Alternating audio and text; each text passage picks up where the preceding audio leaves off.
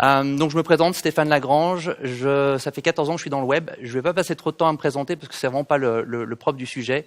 Il y a mes informations de contact à la fin de la présentation, mais aujourd'hui, je vais vous parler de marketing et de ciblage, qui est le sujet. Et la principale raison de cette discussion pour vous, c'est qu'aujourd'hui, le marketing sur le web, comme vous pouvez voir par ce joli schéma, est de plus en plus complexe. Il n'y a pas une semaine, où il n'y a pas un mois, où il n'y a pas une nouvelle plateforme qui sort, il n'y a pas une nouvelle tactique, il n'y a pas une nouvelle meilleure pratique, il n'y a pas une plateforme qui disparaît ou qui est vouée à disparaître. Et donc, c'est de plus en plus complexe. Et donc, dans les 30 minutes que j'ai, mon objectif aujourd'hui, c'est de vous faire partir avec 3 idées. 3 idées qui vont, je l'espère, vous permettre de focaliser vos efforts et vos ressources sur des tactiques qui fonctionnent, des tactiques de marketing qui fonctionnent par rapport au ciblage et ce que vous voulez faire avec ces cibles-là. Donc, quand on parle de ciblage, on va commencer par vraiment le marketing de base. À qui est-ce qu'on s'adresse? Pourquoi on s'adresse à eux? Généralement, dans une salle comme celle-ci, il y a 2 types d'audience principales que je vais adresser. Il y a l'audience consommateur et il y a l'audience entreprise. Donc, j'essaie dans la présentation de montrer un peu la différence entre les deux parce que, bien évidemment, on ne parle pas de la même manière à une entreprise que l'on parle à un individu. Donc, pourquoi est-ce qu'on identifie une audience, surtout sur le web, étant donné qu'on peut faire énormément de choses, on peut perdre énormément de temps.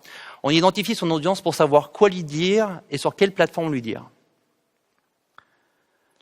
Donc, bien évidemment, je vous apprends rien là, mais ça peut paraître surprenant. Certaines personnes doutent encore du web ou certaines personnes se demandent, oui, mais les gens, mes produits, les gens à qui je m'adresse, qui sont sur le web. Aujourd'hui, tout le monde est sur le web avec une représentation plus ou moins dense.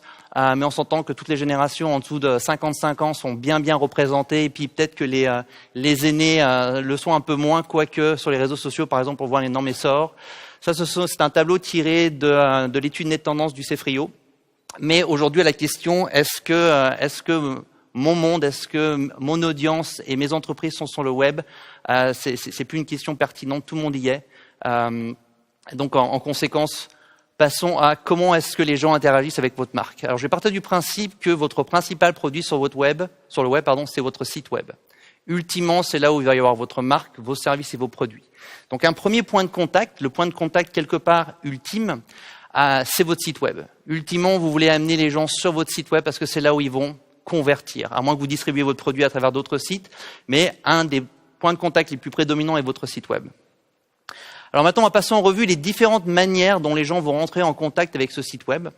Le premier, un des nombreux là, ça va être les sites référents. Donc, si vous avez un blog, si vous écrivez des articles, si vous avez des produits, si vous avez du contenu, que ce contenu se trouve ailleurs, mentionné ailleurs, un site référent par exemple serait Facebook, quand vous avez une page Facebook qui renvoie vers vous, votre profil LinkedIn, si vous mettez le lien vers votre entreprise, les sites référents vont renvoyer du trafic vers votre site, vont mettre en valeur votre marque et votre nom de domaine. Un deuxième point de contact, c'est les pubs. Donc, pas tout le monde fait de la publicité par bannière, mais pour ceux qui le font, en tout cas sur les sites de type nouvelles ou ou certains réseaux de bannières, un autre point de contact avec votre marque, ce sont les bannières publicitaires. Un énorme point de contact, je passerai beaucoup de temps sur les moteurs de recherche. Et évidemment, le premier réflexe lorsqu'on cherche quelque chose, lorsqu'on a un besoin, c'est d'aller sur un moteur de recherche. Donc, les moteurs de recherche, bien évidemment, Yahoo beaucoup moins aujourd'hui, mais les moteurs de recherche sont un des points de contact dominants. Là, depuis 2007, bien évidemment, vous avez tous entendu parler de tous les différents réseaux sociaux, et puis il en manque là, bien évidemment. Mais c'est un gros point de contact aussi avec votre marque. Tous les échanges par courriel, donc toutes les infolettes que vous pouvez envoyer, tous les courriels que vous pouvez envoyer dans lesquels vous faites la promotion de vos services, sont un point de contact avec votre marque. Le mobile de plus en plus. Et enfin, le service à la clientèle, je fais un petit peu le récapitulatif en haut à droite. Donc ça, de manière générale, il y en a peut-être d'autres qui sont un peu plus éloignés, mais ça, c'est les points de contact prédominants entre votre marque. Et quand je dis votre marque, c'est vos produits, vos services et votre contenu et votre audience. Alors bien évidemment, ça fait beaucoup de plateformes et ce que j'espère faire aujourd'hui, c'est vous faire focaliser sur 2-3 de ces plateformes qui sont les plus efficaces. Et pas seulement plus efficaces parce que je le dis ou je le pense, mais efficaces parce que ça fait plus de 10 ans que c'est une science du marketing qui se raffine et qui délivre vraiment de la valeur au bout du compte. Donc maintenant qu'on a vu ces points de contact, on va s'intéresser un peu plus à qui est-ce qu'on cible. Bien évidemment, lorsque l'on parle à un consommateur ou on parle à une entreprise, il n'y a pas du tout les mêmes attentes, il n'y a pas du tout le même langage, il n'y a pas du tout la même offre de services. Donc je vais essayer à travers quelques illustrations de vous montrer comment est-ce qu'une entreprise, donc business to business, pense dans le processus d'achat ou dans le processus de réflexion pour entrer en contact avec vous, versus B2C qui va être le business to consumer, qui va être le consommateur. C'est important de comprendre ça parce que selon ce que vous voulez dire et comment le dire, sur quelle plateforme, vous allez vouloir le dire d'une certaine manière. Donc comment est-ce que quel est le processus décisionnel finalement? Comment une personne au sein d'une entreprise qui doit faire une décision d'achat, par exemple, ou une décision de partenariat, réfléchit quels sont les critères? Donc une entreprise généralement focus beaucoup plus sur les services au-delà des produits que simplement les produits. C'est un produit, mais c'est quoi le service après-vente? C'est quoi les garanties? L'entreprise est mise en avant en premier et ensuite ses produits. On met en avant une marque, une expertise, ça fait des années qu'on est en business, on a des références et on a aussi des produits. Mais l'entreprise est beaucoup plus importante pour la valorisation des produits. La reconnaissance de la marque est faite par des individus, est souvent faite par des vendeurs. On trouve un site internet, mais au final, on veut parler avec du monde réel. Généralement, en entreprise, la cible de marché est beaucoup plus petite si on la compare aux consommateurs. Le processus de vente est plus long selon ce qu'on vend, mais généralement, c'est pas aussi simple que d'acheter une chanson sur iTunes. Ça prend un peu plus d'étapes. Et la décision d'achat, le passage à l'acte d'achat est une décision intellectuelle qui est basée sur un tas de critères. Il y a le prix, il y a les références de l'entreprise, il y a les témoignages, il y a la valeur qu'offre l'ensemble de l'entreprise dans sa proposition. Alors, je parle beaucoup d'achat. Mon approche est systématiquement, c'est bien, on va parler de ciblage, on va parler de plateforme, on va parler de monde, mais ultimement, vous ciblez du monde parce que, a priori, vous avez quelque chose à leur vendre, à leur proposer, un engagement tacite à créer avec cette audience-là. Donc pour beaucoup, je vais avoir une orientation. Qu'est-ce qui au final va faire qu'on va avoir cette transaction? Pourquoi est-ce qu'on fait tous ces efforts? On fait ces efforts parce qu'on veut une conversion au final. Donc il y aura toujours mon langage d'achat un peu mercantile. Donc voilà, les entreprises, lorsqu'on leur parle, c'est intéressant de savoir qu'elles sont sensibles sur ces points-là. Alors que les consommateurs, de l'autre côté, ont tendance plutôt à focaliser sur les produits. Alors ça va dépendre. Évidemment, il y a des compagnies de services purs, mais dans la consommation générale, c'est comme une consommation à forte dominance de marchandises plus que de services. Donc les produits sont plus intéressants, on va dire, ou plus faciles à vendre que les services. La reconnaissance de la marque est faite par une attraction émotionnelle. On peut me dire que je suis bon parce que 10 bullet points. Ou alors, on peut avoir un beau design, un beau message, une vidéo attrayante, quelque chose qui touche plus à l'émotion et on va être plus attractif auprès d'un consommateur. Évidemment, la cible de marché est beaucoup plus large, le processus de vente est beaucoup plus court et le processus de vente est déclenché soit par une nécessité, j'ai besoin de ça tout de suite, soit par un coup de cœur, ah, ça c'est chouette, je le voudrais.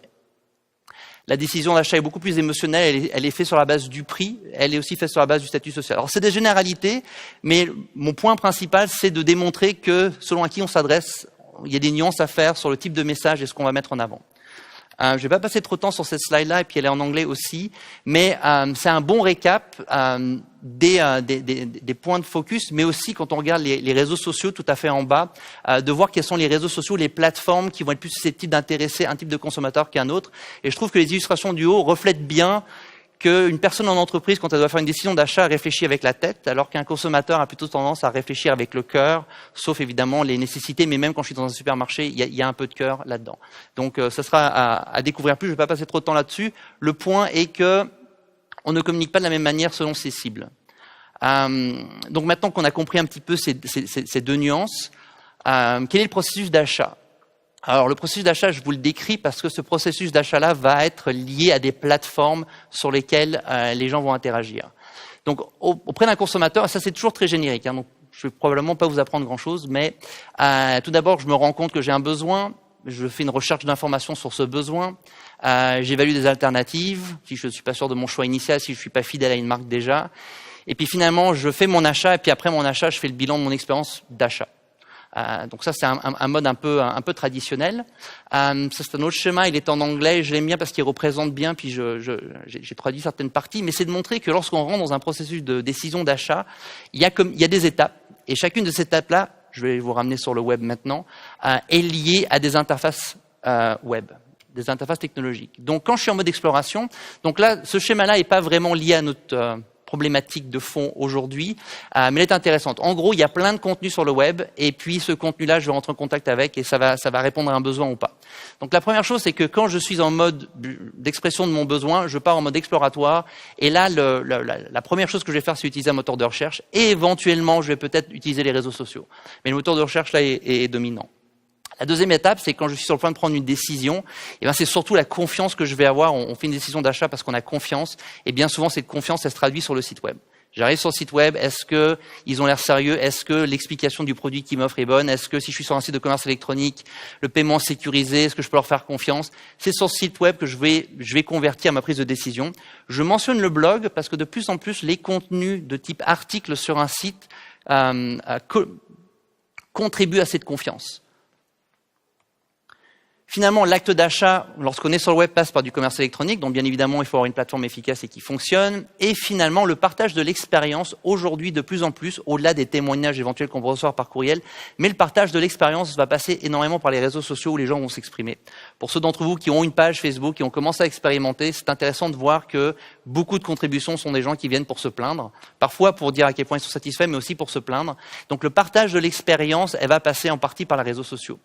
Donc là, ce que j'essaie de vous donner, c'est la perspective de dire, OK, bon, là, c'est un peu plus orienté consommateur qu'entreprise, mais qu'on passe par un processus décisionnel d'achat et que ce processus sur le web va passer par des plateformes et qui va m'amener à l'élément que vous recherchez, qui est la transaction, puis l'élément que vous voulez gérer, qui va être le retour d'expérience sur cette transaction-là.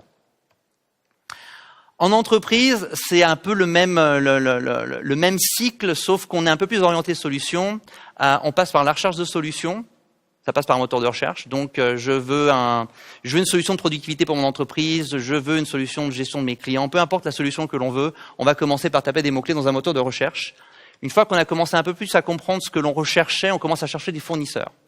Donc là, on va commencer à taper des noms de fournisseurs, où on va voir les fournisseurs qui ressortent. Au final, lorsqu'on va choisir la solution, bon, il va y avoir une partie humaine, mais on va passer sur le site internet, on va commencer à regarder différents critères, on va regarder s'il y a des témoignages, le type de clients qu'ils ont, le type de technologie qu'ils ont, s'il y a des témoignages, s'il y a des références. Ça va contribuer dans le fait d'aller de l'avant et de choisir.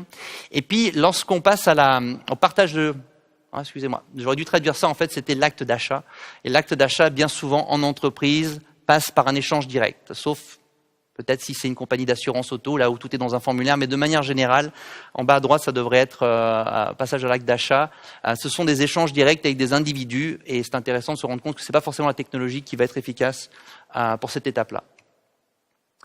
Donc là, ce qu'il faut retenir, en tout cas dans cette slide-là et dans celle-ci, c'est que en termes de point de contact entre votre audience, qu'elle soit entreprise ou consommateur, le moteur de recherche est le point de contact le plus important. C'est-à-dire que votre cible, de manière générale, vous allez rentrer en contact avec elle sur un moteur de recherche. Alors ça, c'est encore un petit peu de savoir sur que font les internautes. Encore une fois, on parle de ciblage, donc on parle de ciblage, c'est bien de comprendre ce que nous faisons sur le web. Donc voilà, ça c'est une liste des 20 sites les plus populaires au Canada.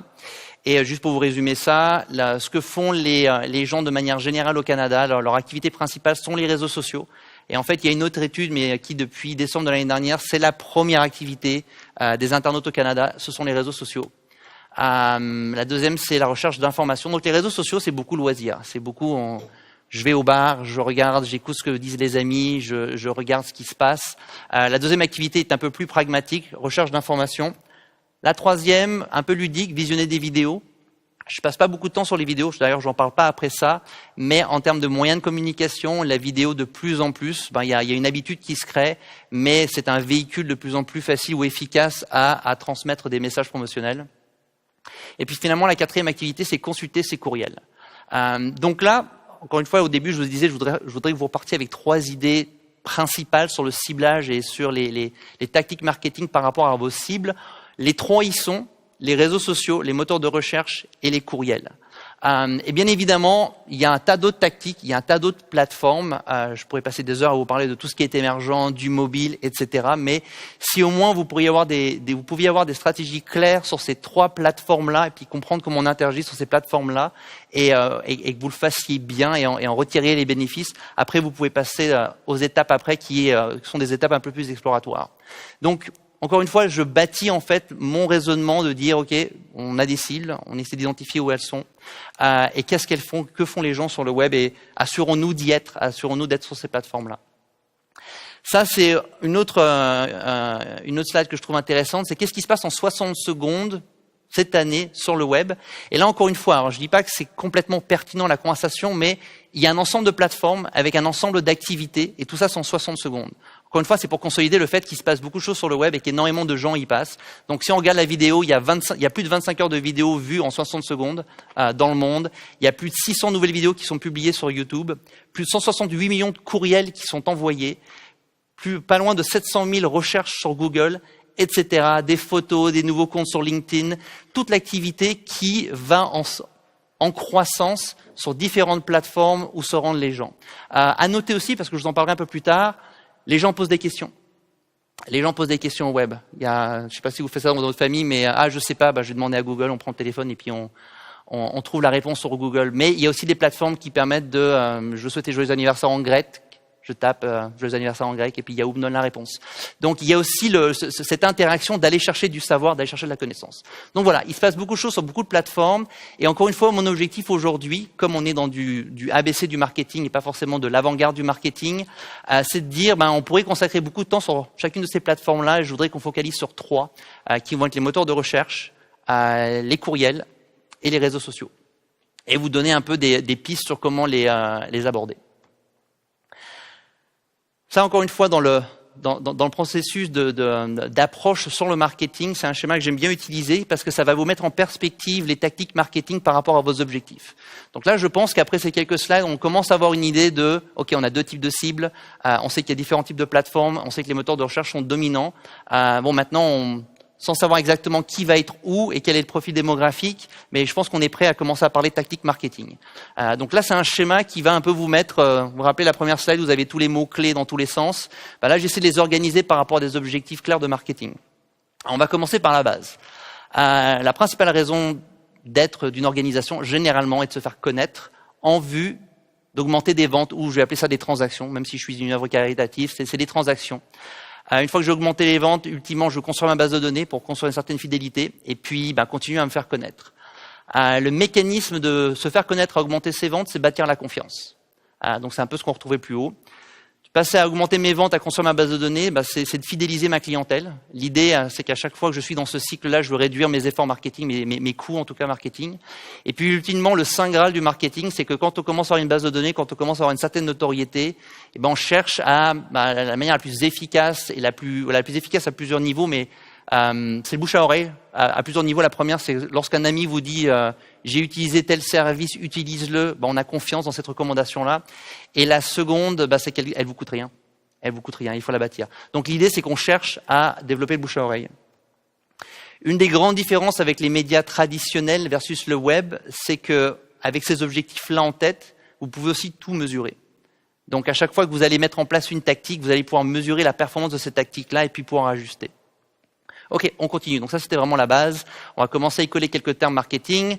Lorsqu'on parle de se faire connaître, on est en mode acquisition. Donc c'est ce qui, dans une séance comme aujourd'hui, ce qui vous intéresse. Vous êtes là pour cibler, pour parler à votre audience, donc vous êtes en mode acquisition. Bâtir la confiance, et ça c'est vraiment très important. Une fois que vous les avez amenés chez vous, qu'est-ce qui va faire en sorte qu'ils aient envie de rester, qu'ils aient envie de passer à la transaction? Ça va être l'expérience usagée. La même chose pour un magasin, même chose pour un restaurant. Quand on parle de fidélisation, on parle de rétention, base de données, on parle de données clients, et le bouche à oreille aujourd'hui se passe sur les réseaux sociaux. Donc là, l'idée, c'est que je commence à vous positionner quelques-uns de ces concepts dans une grille marketing.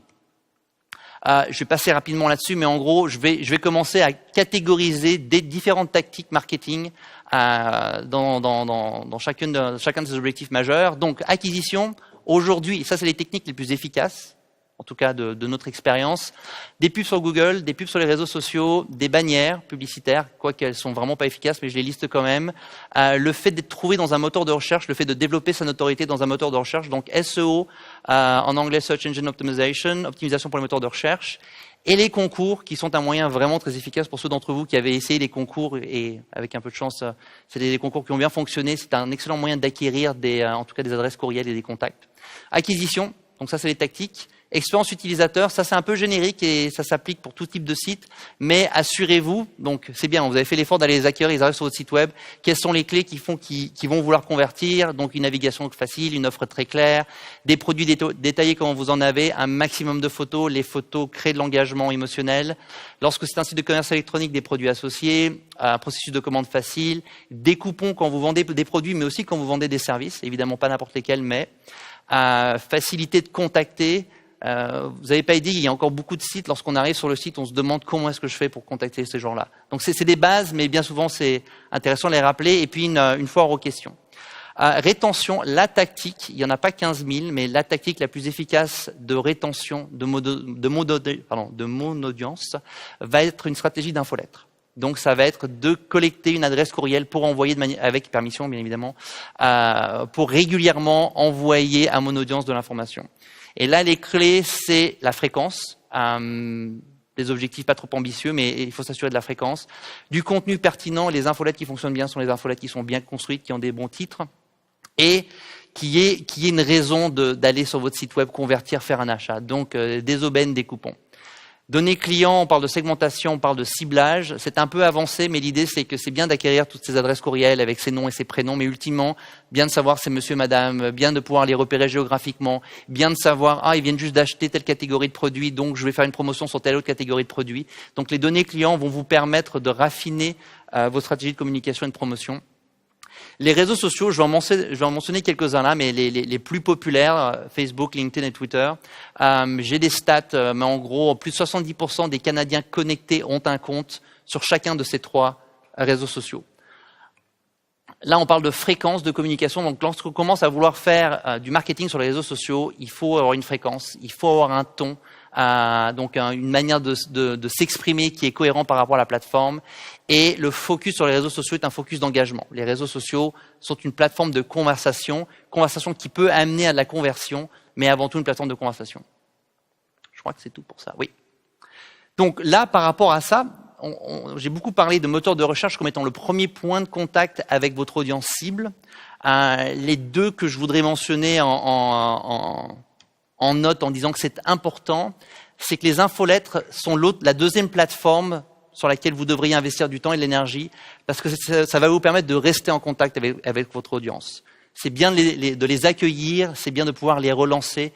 Et puis un concept de marketing traditionnel, c'est que ça coûte toujours moins cher de relancer un client existant ou de satisfaire un client existant que d'aller en chercher un autre. Et donc les infolettes sont une de ces tactiques qu'il faut garder en tête. Et là aussi, on parle de ciblage. Et on parle de segmentation de base de données, on parle de segmentation de contenu. La deuxième, c'est les réseaux sociaux qui sont la plateforme de bouche à oreille, la plateforme qui va vous permettre d'engager cette conversation, la plateforme qui va vous permettre d'écouter votre audience. Il y a différentes tactiques sur les réseaux sociaux, différents moyens de s'en servir. À partir du moment qu'on a compris que c'est une plateforme de conversation, il y a des marques qui s'en servent pour bâtir de nouveaux produits, pour bâtir de nouvelles offres, pour écouter ce que leur audience a à dire, pour améliorer leur service à la clientèle, etc. Donc les réseaux sociaux sont la 3e plateforme sur laquelle il est important de mettre de l'énergie et puis de la mettre de la bonne manière. Parlons de marketing sur les moteurs de recherche. Donc là, on est passé de la théorie où j'ai essayé de vous amener à identifier 3 plateformes web sur lesquelles je pense qu'il faut cibler votre audience, il faut discuter avec votre audience. Je vais vous amener à les comprendre un petit peu mieux, toujours un peu à haut niveau, mais les comprendre un petit peu mieux. Donc, les moteurs de recherche, donc ça c'est une étude d'e-marketer de l'année dernière, mais pour résumer, aujourd'hui, même au-delà du simple fait que j'utilise Internet ou pas, ça va être après avoir demandé à un ami son conseil sur un service ou un produit que je recherche, même en affaires, mon premier réflexe après ça va être d'aller sur un moteur de recherche. Donc c'est la deuxième chose que l'on fait quand on cherche un produit ou un service. Et au Canada, veut pas, puis dans le monde d'ailleurs, il y a des pays qui sont plus élevés que ça, mais en moyenne, comme aux États-Unis, 65%, un peu plus de 65% des Canadiens utilisent Google comme moteur de recherche, et puis 17,5% Bing. Donc s'il faut investir des efforts, de l'énergie, c'est sur Google qu'il faut les investir. C'est aussi Google qui est le plus avancé sur toute la mécanique promotionnelle sur les moteurs de recherche. Les opportunités que vous avez là sur les moteurs de recherche, alors qui n'est absolument pas familier avec le marketing sur les moteurs de recherche? Bon, super. Donc, les opportunités, c'est parce qu'il y a quelques concepts de mots-clés et tout, je vais m'assurer que tout le monde va les comprendre. Donc, évidemment, l'opportunité sur un moteur de recherche lorsque l'on fait de l'achat de campagne de mots-clés, c'est de pouvoir apparaître exactement sur les mots-clés que l'on veut et les mots-clés connexes. Donc ça, c'est une première opportunité. Deuxième opportunité, on est capable de plus en plus, et vous verrez, j'ai fait une copie d'écran d'une page de résultats de recherche de Google, de maximiser sa présence sur la carte. Donc il n'y a pas que les pubs, il n'y a pas que le fait d'apparaître en premier sur la page, il y a beaucoup plus de choses que ça, et aujourd'hui, il y a de plus en plus d'opportunités Google d'être présent sur la première page. Et bien évidemment, et ça c'est clé, c'est de mesurer la performance de ces campagnes. Si j'investis 1 000 $ en achat de mots-clés, le mois d'après, je peux regarder les mots-clés qui ont performé, ceux qui n'ont pas performé.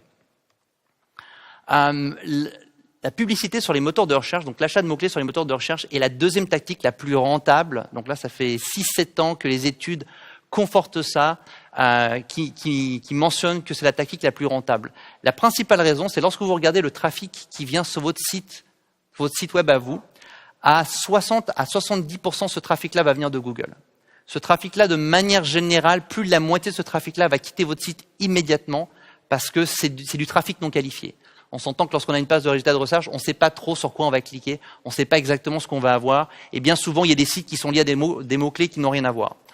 Une des raisons pour lesquelles l'achat de mots-clés sur le moteur de recherche fonctionne mieux que la recherche organique ou la présence organique, c'est que lorsque je vais cliquer sur une publicité, généralement cette publicité, si elle est pas trompeuse, va très clairement m'expliquer ce qu'ils me vendent, et très clairement c'est un effort lié à ces mots-clés-là. Donc en conséquence, le trafic qui vient de l'achat de mots-clés sur les moteurs de recherche convertit beaucoup plus en lead ou en achat.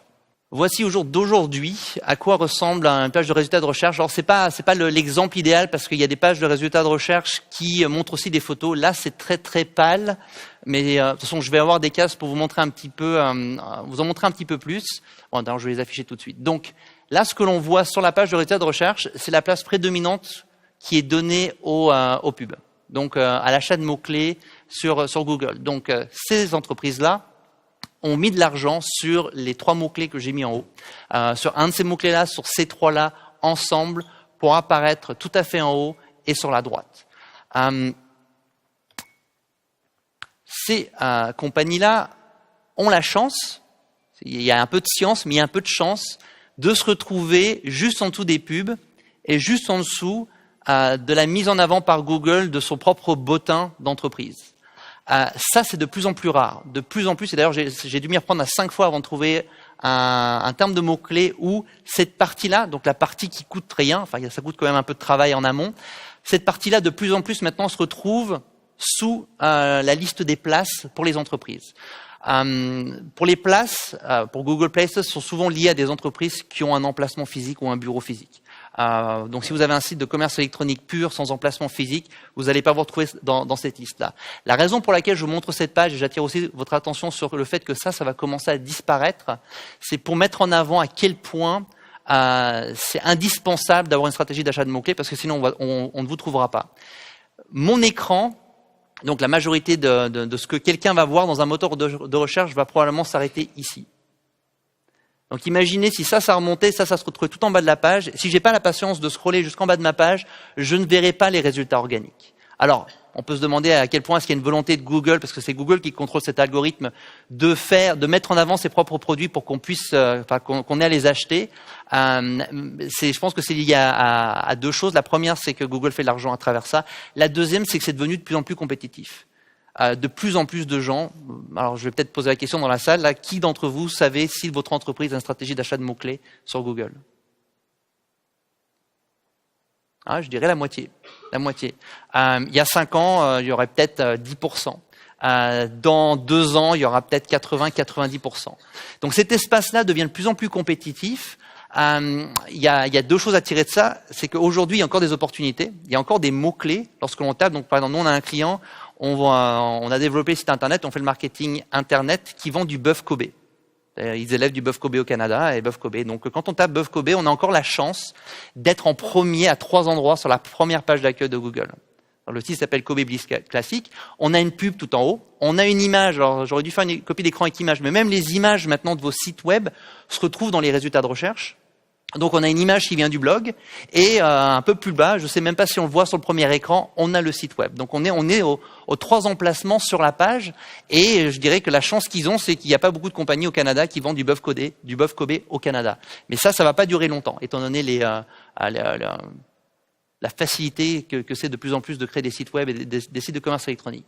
Donc voilà, mon point, au-delà de vous parler un peu d'optimisation pour les moteurs de recherche, c'est de mettre en avant à quel point c'est essentiel de le faire et à quel point aussi ça va coûter probablement de plus en plus cher. Mais il y a aussi des opportunités et aussi que c'est une science. C'est-à-dire c'est pas le tout d'aller chercher des mots-clés, pas le tout de mettre de l'argent dessus, il faut regarder les mots-clés qui fonctionnent. Un exemple, il y a des mots-clés qui fonctionnent bien en termes d'achalandage de trafic, qui sont coûteux, mais lorsqu'on regarde la performance, est-ce que les gens qui viennent à travers ces mots-clés-là convertissent sur le site? Convertissent pas. Alors qu'il y a des mots-clés qui coûtent moins cher, qui sont un peu plus obscurs, qui convertissent bien. Donc c'est une science, c'est quelque chose qui se maintient, c'est pas juste on jette de l'argent et on espère que ça va fonctionner, on regarde les résultats au final. Idéalement, on ajusterait. Qu'est-ce que j'ai d'autre? Ah, ça c'est une autre partie qui devient de plus en plus importante. Je ne sais pas si vous le faites vous individuellement, mais moi de plus en plus, je recherche en utilisant la carte Google Maps quand je cherche à me géolocaliser où est le couche-tard du coin, où sont les boulangeries, où sont les garderies. Je vais sur maps.google.com et ça c'est une autre plateforme où de plus en plus il y a de plus en plus d'opportunités de publicité. Donc je suis sur Google Maps et ce que l'on voit tout de suite, et là je vais vous parler d'un risque, on voit qu'il y a des pubs en haut à gauche, on voit les résultats des gens qui ont une fiche avec Google Places, mais assurance un Inkjet Go, donc c'est la fiche qui apparaît, mais si je fais pas attention, je vais peut-être voir la pub de Banque de Montréal, juste en dessous. Donc Google va jusqu'à mettre des pubs dans les résultats de recherche sur Google Maps, donc qui est encore une opportunité pour eux de monétiser, mais qui est aussi un risque pour vous que votre concurrent direct se trouve sur votre fiche quelque part. Donc voilà, je pointais ça encore dans le fait de dire que la complexité du marketing sur le web, même sur des terrains qui sont bien jalonnés et qui ont beaucoup d'expérience, ça évolue tout le temps et c'est de plus en plus compétitif et plus la compétition va être accrue et plus il va y avoir des choses comme ça qui vont se passer. Et puis bon, ça c'est les places Google ou Google Entreprise, dépendamment du nom, là ils le changent à tous les quelques mois. Voilà, ça c'est pour les moteurs de recherche. Marketing direct par infolettre.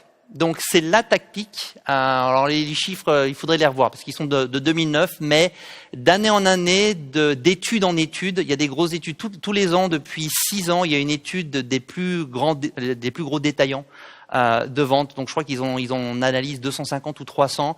Et à la fin de cette étude-là, ils donnent les tendances d'investissement du marketing sur le web. Et les deux tendances les plus fortes sont systématiquement infolettre et moteur de recherche. Et la tactique, donc une infolettre bien faite qui est envoyée régulièrement avec du contenu pertinent, avec des accroches et des aubaines, est la tactique marketing la plus rentable. Et la principale raison, c'est que je vous ai donné la permission de m'envoyer une infolettre. Donc si vous faites une bonne job de m'envoyer du contenu pertinent avec des bons appels, des bonnes accroches, je vais convertir sur site. Je vous donne un exemple, le bœuf Kobe encore, donc c'est la fête des pères, on est un peu en mode un peu roche parce que le client nous a pas donné l'information qu'on voulait. J'ai envoyé une infolette hier soir en disant commandez jusqu'avant mercredi pour recevoir votre bœuf Kobe à temps pour la fête des pères. 1 heure après, je recevais une première commande. Il y avait évidemment un coupon dedans avec un 15% de discount, etc. Donc ça, c'est pour vous donner un peu un exemple de l'efficacité de ce type de tactique-là. On me signale que j'ai plus que 10 minutes, mais ça devrait être correct. Donc les opportunités, évidemment, la première opportunité qu'on cherche avec une stratégie d'infolette, c'est de capturer ces adresses courriels. Si aujourd'hui vous avez aucune stratégie d'infolettre, mettez quand même un champ d'inscription d'infolettre sur votre site pour capturer ces adresses courriels. Vous allez peut-être vous en servir dans 6 mois, mais au moins vous aurez passé 6 mois à collecter des adresses courriels pour pouvoir vous en servir et pour pouvoir qualifier votre audience. Bien évidemment, envoyer du contenu pertinent. Il y a toute une science de rédaction d'une infolettre. Ça va du titre, ça va de la composition de la page, ça va du choix des photos, de la segmentation, etc. La pertinence va être directement liée à la conversion. Et si vous le pouvez, selon la taille de votre base de données, segmenter. Si vous êtes en mesure de savoir que telle personne a acheté telle affaire qui est connexe à telle offre du moment, vous êtes capable de lui envoyer ça au bon moment, vous allez avoir un plus haut taux de conversion. Et bien évidemment, mesurer la performance des campagnes. Tout est mesurable. Marketing sur les réseaux sociaux. Alors très rapidement, je vais un peu accélérer ça parce que c'est des lieux communs, mais gardez à l'esprit que les réseaux sociaux, on parle beaucoup de Facebook, de Twitter, même de LinkedIn, mais les réseaux sociaux sont beaucoup plus complexes que ça. Je vais les afficher rapidement, mais il y en a qui apparaissent tous les jours. Pinterest, il y a 6 mois, personne ne connaissait. Aujourd'hui, c'est une plateforme importante, plus ou moins pertinente pour pour le marketing, mais il y a de plus en plus de plateformes et ces plateformes-là, nous, on les catégorise par objectif. Mais toutes ces plateformes-là sont des plateformes de réseaux sociaux et bien évidemment, celles sur lesquelles on veut se focaliser, c'est là où l'audience va aller de manière prédominante, mais c'est beaucoup plus complexe que simplement de dire que c'est Facebook, LinkedIn et Twitter. Remarquez aussi que je mets les publicités sur réseaux sociaux comme étant des générateurs de leads.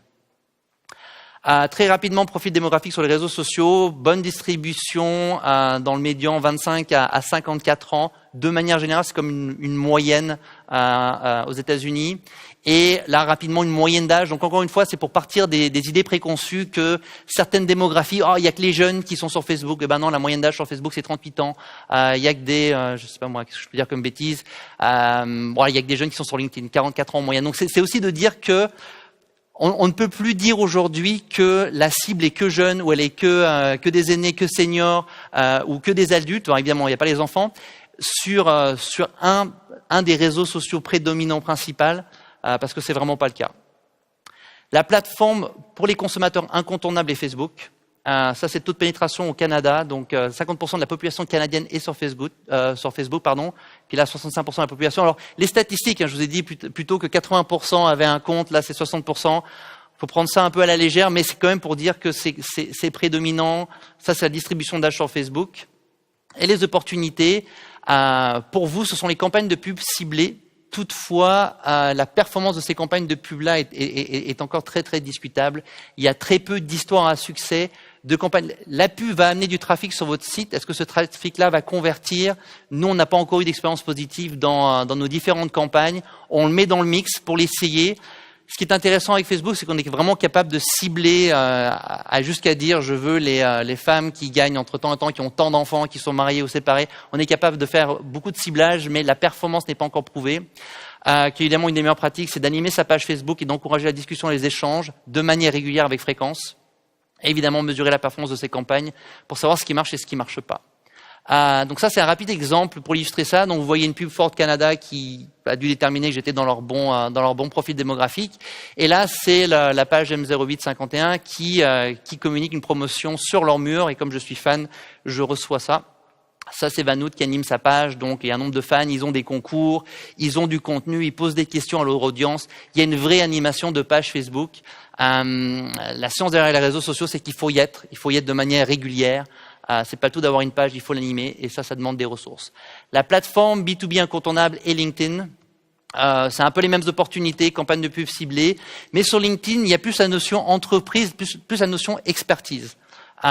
Donc là, recommandation, animer des groupes de discussion thématiques. Il y a énormément de groupes de discussion autour de sujets très pertinents par rapport à vos produits et services pour entreprises. Ils ont aussi toute une section questions-réponses. Donc ça aussi, se positionner comme étant un expert, répondre à des questions bien particulières. À chaque fois que vous répondez, votre nom, le nom de votre entreprise, votre position dans l'entreprise apparaît. Vous faites valoir auprès de la communauté et puis mesurer la performance des campagnes. Donc ça, c'est mon profil à moi, mais une pub soi-disant ciblée sur LinkedIn. Récap, si vous partez avec 3 affaires, et puis c'est peut-être des lieux communs pour l'ensemble d'entre vous, mais c'est les 3 plateformes où aujourd'hui vous devriez cibler vos audiences. Et là, en fait, la différenciation sur le ciblage est vraiment la nature du contenu et comment on s'adresse à eux. Les moteurs de recherche pour que les gens vous trouvent. Les infolettes pour rester en contact et fidéliser, les relancer, et finalement les réseaux sociaux pour développer le bouche à oreille et pour créer ce dialogue-là. Merci beaucoup de votre attention. Je ne sais pas s'il est... merci.